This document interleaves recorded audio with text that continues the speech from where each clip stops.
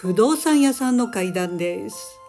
賃貸物件の中で一軒家が何かしらの理由で売却できず、仕方なく貸し出すケースがありますが、その中には秘密を抱えた家もあるのかもしれません。これは沖縄県にお住まいの男性の方から伺ったお話です。その方を仮に福田さんとお呼びします。福田さんは若い頃、人材派遣会社の募集に応募する機会があり、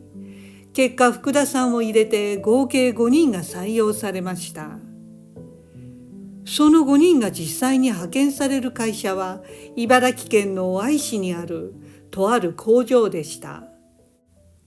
すぐに5人は茨城県に行くと、会社の方で前もって寮を手配してくれていました。その日は金曜日で、まず寮に入り、荷ほどきをして一息ついて、土日を挟んでの初出勤ということだったそうです。ただ5人全員が同じ寮に入居するわけではなく、5人のうち2人は会社が借り上げた職場に近いアパートを割り当てられ、残りの福田さんも含む3人は同じく会社が借り上げた少し遠い一戸建ての借家を寮として提供されました。さて、福田さんと A さん B さんの3人は会社の担当者に連れられ、その借家に行きました。それは一見して特徴のないごく普通の一軒家でした。外から見る限り特別築年数がかさんで老朽化した家という感じではなかったのですが、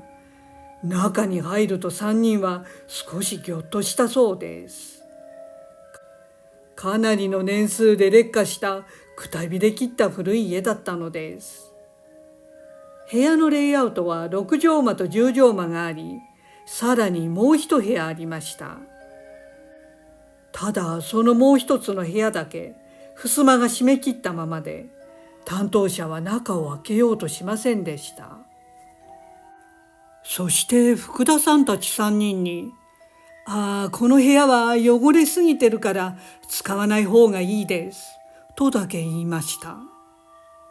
福田さんはそれを聞いて、妙なことを言う人だなと思ったそうで、いくら汚れていたとしても掃除をすれば問題ないはずで、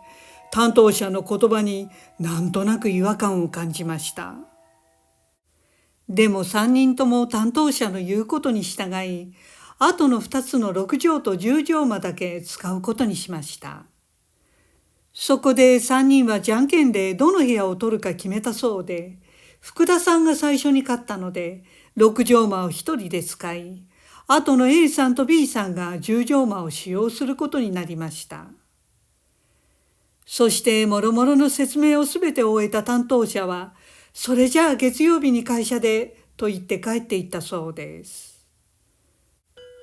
さて、担当者がいなくなると、福田さんと A さん B さんは、やっぱり使わない方が良いという部屋のことが気になって仕方がありませんでした。どんな状態なのかも知りたいですが、入らない方が良いと言われれば余計入りたくなるものです。興味津々の福田さんたち3人は、ちょっと中を覗いてみようかということになりました。そして襖をそっと開けてみると、そこは薄暗い6畳の畳の部屋でした。すると3人は同時に背筋がゾクッとしました。その部屋には大きな黒い仏壇が置いたままだったのです。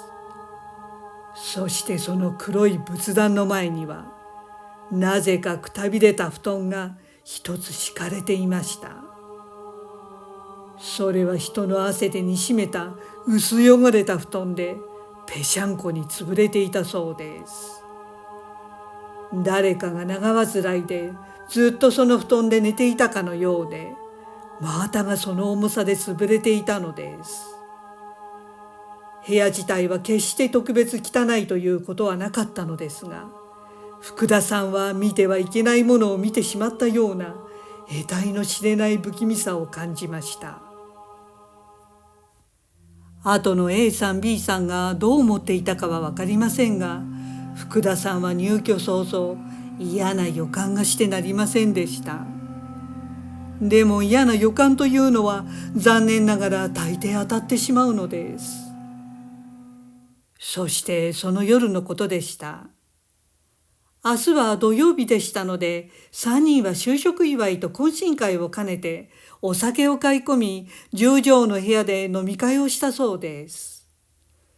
さて、福田さんと A さんは台所を背にして座り、その向かい側に B さんが台所を正面にして座っていたそうです。そして飲み始めてしばらくしてからです。辺りはすでにすっかり暗くなり、3人の話が心地よく弾んでいました。すると突然、玄関から台所の方に向かって白い塊のようなものがさーっと矢のように猛スピードで通過していきました。今のは何だと福田さんはびっくりしました。なぜか台所を背にして座っていた福田さんと A さんの2人がそれに気がつき、自分たちの背後をその白いものが横切っていくのが分かったそうです。福田さんと A さんは軽いパニックになり、慌てて今の見たかと台所を向いて座っていた B さんに聞くと、B さんは2人が何を騒いでいるのかわからないという感じで、全然気がつかなかった、何も見ていないということでした。白いものが通過していった時、福田さんも A さんもそれに背を向けていますから、視覚的に見ていないのに気がついたというのがとても不思議でした。でも本来なら位置的に見えるはずの B さんは全く白いものに気がついていなかったのです。そして不思議なことに福田さんがなんか白い猫のように感じたというと、 A さんも白い塊のようなものは同じく猫のように感じたということでした。この不可解な現象にその場が少し不穏な空気に変わっていきました。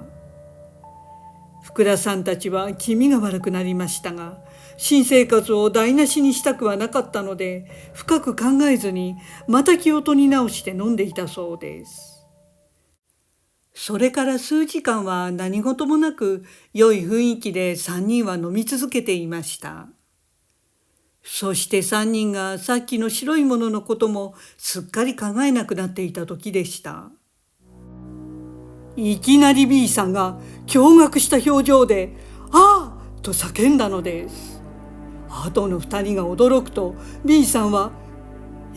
今女の人がトイレに入っていった!」と震える声で福田さんたちの背後を指して叫んだそうです。福田さんと A さんはトイレのある方には背を向けているので、ぎょっとしてすぐに後ろを振り返りましたが、そこには何も見えませんでした。トイレは今いる十条間のちょうど真ん前にあり、ガラス扉で仕切られたその先にあるのですが、誰かが入ればすぐわかるので、その方向が見える位置に座っていた B さんだけが女性がトイレに入っていくのを目撃したそうです。B さんは真剣な面持ちで、その女の人は年老いた女性で、トイレに入っていくのがガラス越しにはっきり見えたということでした。B さんのひどく動揺した様子に福田さんと A さんは女性を見ていませんが、背筋に冷たい汗が流れてきました。そこで内心怖かったのですが、 A さんが立ち上がり、そのガラス扉を開けて恐る恐るトイレの方向を覗いてみたそうです。でももちろんそこには誰もいませんでした。少しほっとした A さんでしたが、ふと変だなと思いました。なぜか閉まっているはずのトイレの扉が少しだけ開いていたのです。それを B さんに話すと、 B さんはみるみる青ざめていきました。でも A さんと福田さんはその場の不穏な空気を振り払うように、それは多分3人のうちの誰かがドアを閉め忘れただけだろうと言って気にしないようにしました。するとそれを遮るように B さんが怯えた顔で、やばいやばいやばい、この家から早く出た方がいいよと言い出しました。その B さんの警告にその場の空気は一変し、